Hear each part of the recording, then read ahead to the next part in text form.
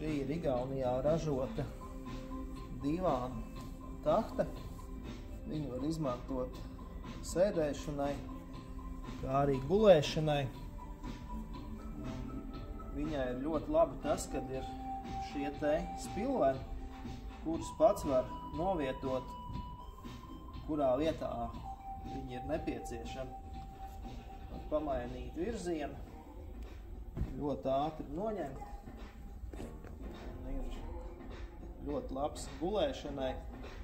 Man šķiet, ka ideāli piemērots varētu būt jauniešiem vai cilvēkiem gados, kur var ātri ar šiem spilveniem operēt, ātri uzlikt, pazvilnēt.